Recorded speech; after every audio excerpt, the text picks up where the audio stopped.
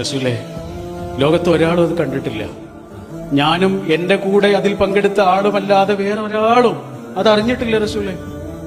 ഒരാളുടെ കണ്ണും അത് കണ്ടിട്ടില്ലേ. പക്ഷേ റസൂല് ഞങ്ങൾക്ക് പറഞ്ഞു തന്നിട്ടുള്ള ഒരു പടച്ചോനല്ലേ, ആ പടച്ചോൻ കണ്ടിട്ടുണ്ട്. അതുകൊണ്ട് എനിക്ക് ശിക്ഷ വേണം. റസൂലിന് പിന്നെ ഒന്നും പറയാനുണ്ടായിരുന്നില്ല. ശിക്ഷ നടപ്പിലാക്കുക, അവരെ കല്ലെറിഞ്ഞിട്ട് വധിക്കുകയാണ്. റസൂലിന്റെ തൊട്ടടുത്താണ് അലി റളിയല്ലാഹു അൻഹു നിൽക്കുന്നത്. എറിഞ്ഞ ഒരു കല്ലിൽ അവരുടെ നെറ്റിയിലാ ചെന്ന് തട്ടിയത്.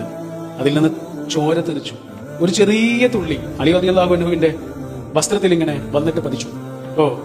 അലി റളിയല്ലാഹു അൻഹു ആ സ്ത്രീയെ ഇങ്ങനെ ശപിക്കുന്നത് പോലെ എന്തോ പറഞ്ഞു.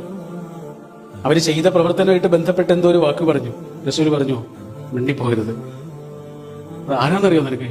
ചെയ്ത പാപത്തിനുള്ള ശിക്ഷ ഇവിടുന്ന് വാങ്ങിപ്പോകുന്ന ആളാണ്, ഇനി അവിടുന്നില്ല. ചോദിച്ചു വാങ്ങിയ ആളാ. അവര് ചെയ്തൊരു പശ്ചാത്താപമുണ്ട്, ഉള്ളു പൊള്ളി നിന്നിട്ട് അവർ ചെയ്തൊരു പ്രാർത്ഥനയുണ്ട്. മക്കയിലും മദീനയിലുള്ള മുഴുവൻ മനുഷ്യന്മാർക്ക് വീതം വെച്ചാലും പിന്നെ ഉണ്ടാവടാ. അത്രയും ആഴത്തിൽ കരഞ്ഞുകൊണ്ട് പ്രാർത്ഥിച്ചിട്ട് പടച്ചവന്റെ അടുത്തേക്ക് തിരിച്ചു പോകുന്ന ആളാണ്.